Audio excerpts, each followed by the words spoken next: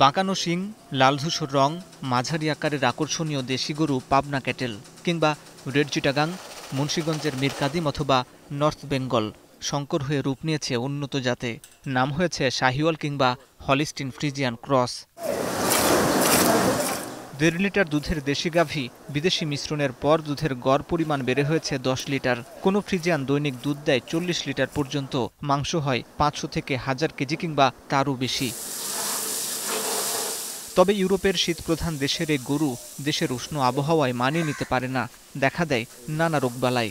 তাপদাহের জন্য আমাদের ২৫ থেকে ৩০% দুধ উৎপাদন কমে গেছে। ৭ মাস ৮ মাস বয়সে প্রচুর মিসক্যারেজের ইনফরমেশন আসতেছে আমার কাছে। তাই আবহাওয়া বিবেচনায় দেশি গরুকে ৫০ থেকে ৬০% ফ্রিজিয়ান বীজ দেওয়ার পরামর্শ বিশেষজ্ঞদের। অধিক প্রোডাকশনের জন্য আমরা গরুটা যে নিয়ে আসছি, আমাদের দেশে এই উদ্দেশ্যটা সফল হচ্ছে না কিন্তু এই জলবায়ুর বিরূপ কারণে। এবং আমরা যদি ফ্রিজিয়ান গরুর এই সুবিধাটা পেতে চাই, অবশ্যই তার ব্লাড পার্সেন্টেজ লেভেল আমাদের 65 পর্যন্ত রাখতে হবে। ১৯৭৩ সালে অস্ট্রেলিয়া থেকে বাংলাদেশে নিয়ে আসা হয় ফ্রিজিয়ান জাতের ষাঁড়। দীর্ঘ ৫০ বছর ধরে জাত উন্নয়নের মাধ্যমে সারা দেশে ছড়িয়েছে এই উন্নত জাতের গরু। গবাদি পশুর জাত উন্নয়নের লক্ষ্যে ১৯৫৯ সালের সাভারে ২৬১৩ একর জমির ওপর প্রতিষ্ঠিত হয় কেন্দ্রীয় গো প্রজনন কেন্দ্র এবং দুগ্ধ খামার। এই খামারে উন্নত জাতের ষাঁড় ও ষাঁড়ের বীজ উৎপাদিত হয় এবং তা সারা দেশে বিতরণ করা হয়।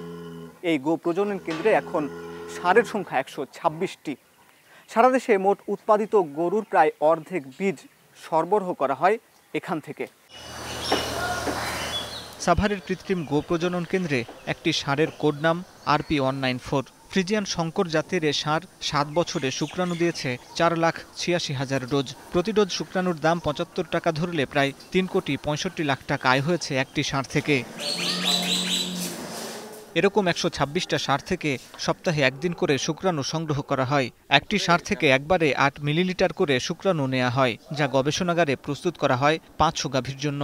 অত্যাধুনিক ল্যাবে পরীক্ষা নিরীক্ষার মাধ্যমে এর গুণগত মান বজায় রাখা হয়। এরকম প্রতি স্ট্রতে স্পার্ম থাকে কমপক্ষে ২৫ মিলিয়ন, যা প্রজননের জন্য হিমায়িত করে রাখা হয়। এ অবস্থায় শুক্রাণু সংগ্রহ করা যায় শত বছর। চাহিদার আলোকে তা পাঠিয়ে দেওয়া হয় দেশের বিভিন্ন প্রান্তে।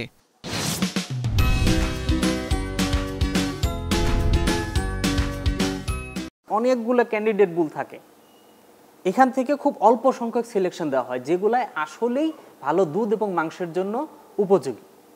সেই ধরনের বুল থেকেই শুধু মাঠ পর্যায়ে আমরা সিমেন্ট সরবরাহ করি। আমরা যে গাভীগুলো তৈরি করবো তাদের অসুখ বিসুখ কম হবে, তারা কার্বন নিঃসরণ কম করবে, কম খাদ্য খেয়ে বেশি দুধ দিবে, তাদের অনেকগুলো বাচ্চা দিবে। ১৯৭৩ সাল থেকে এ পর্যন্ত সরকারিভাবে ৬,৬২,লাখ ডোজ শুক্রাণু উৎপাদন হয়েছে। শুধু ২০২৩ সালে এখানে উৎপাদন হয়েছে ৩৫ লাখ ডোজ। শুধু গরুর শুক্রাণু বিক্রি করে গত বছর সরকারের আয় ৬২,২৭,লাখ টাকা। কৃত্রিম প্রজনন ব্যবস্থা গতিশীল করতে আমেরিকা থেকে উন্নত জাতের ১০টি ফ্রিজিয়ান ষাঁড় ও ৫০টি বকনা এনেছে সরকার। আমেরিকান এক একটি গাভী ৬০ থেকে ৯০ লিটার পর্যন্ত দুধ দেয়। বাংলাদেশের ক্রস ফ্রিজিয়ান গাভীকে এ জাতের ষাঁড় দিয়ে ৫০% ক্রস ব্রিডিং করালে দুধের পরিমাণ বাড়বে কয়েক গুণ। যে গাভীর থেকে এখন আমরা ৮-১০ লিটার দুধ পাচ্ছি, সেখান থেকে ২০, ২৫ বা ৩০ লিটার দুধ পাওয়া যাবে। এইভাবেই নাম্বার অফ অ্যানিমেলকে না বাড়াইয়া, নাম্বার অফ গাভী সংখ্যা না বাড়ায় আমরা কিন্তু দুধ উৎপাদন বাড়াতে পারবো। একই সাথে ক্রস ব্রিডের মাধ্যমে অনেকগুলো বুল তৈরি করব, যে বুলগুলো আমাদের দেশীয় যে ক্রস ব্রিড আছে এই ক্রস ব্রিডগুলোকে দেওয়ার ফলে তাদের দুধ উৎপাদন বাড়বে, কিন্তু ফ্রিজিয়ানের পার্সেন্টেজ বাড়বে না। সরকারের পাশাপাশি সিমেন্ট উৎপাদন করছে BRAC, ACI, American dairy, Thakurgaon dairy, ইজাব, লালতির, সজাগ ও মিলভিটা। দেশে মোট প্রজননক্ষম গাভীর সংখ্যা ১,১৫,০০,০০০। এদের জন্য বছরে প্রয়োজন ২,৩০,০০,০০০ ডোজ শুক্রাণু। প্রাণী সম্পদ অধিদপ্তরের উৎপাদন সক্ষমতা ৫০ লাখ ডোজ, আর বেসরকারি ১১টি প্রতিষ্ঠান মিলে সিমেন্ট উৎপাদন সক্ষমতা আরও প্রায় ৫০ লাখ ডোজ। বাকিটা পাওয়া যায় প্রাকৃতিকভাবেই।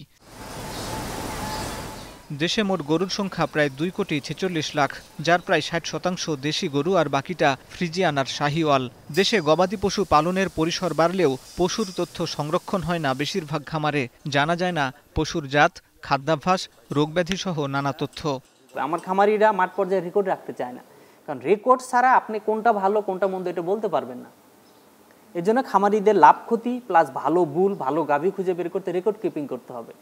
ম্যানেজমেন্ট উন্নত করতে হবে। এ অবস্থায় 2025 সালের মধ্যে 50,000 গবাদি পশুকে অনলাইন নিবন্ধনের আওতায় আনার উদ্যোগ নিয়েছে প্রাণী সম্পদ অধিদপ্তর। নিবন্ধিত পশুর কানে লাগানো হবে বারকোড। এভাবে মানসম্পন্ন দুধ ও মাংস উৎপাদনে জোর দেওয়া হচ্ছে। মানসম্পন্ন উৎপাদন করতে গেলে কিন্তু তাকে তার খাবারটা হইতে হবে একেবারে শুদ্ধ, ঘরটা হইতে হবে আরও বায়োলজিক্যাল সিস্টেম ইঞ্জিনিয়ারিং আমরা বলি, সে ধরনের একটা শরীর চর্চার ব্যবস্থা থাকবে। বাংলাদেশের সর্বত্র ঘরবাড়ি হয়ে গেছে, তারপর আমরা বিকল্প চিন্তা করছি এটা জেগে ওঠা নতুন চরগুলোতে কোনো কিছু করা যায় না। প্রতিদিনই আমরা প্রতিদিনকে ছাড়াই যাচ্ছি, মানে উৎপাদনটা যাতে আরও বিশুদ্ধ হয় সেটার মধ্যে আমরা আছি। আমরা এটা চলতে থাকলে কিন্তু একসময় রপ্তানি বাস্তবায়ন হবে। কৃত্রিম প্রজননের মাধ্যমে দেশি পশুরও জাত উন্নয়ন সম্ভব। তাই ভালো মানের দেশি সার সংগ্রহ, সংরক্ষণ ও উন্নয়নে গুরুত্ব দিতে হবে সরকারকে। আসিফ বিল্লাহ, এখন, ঢাকা।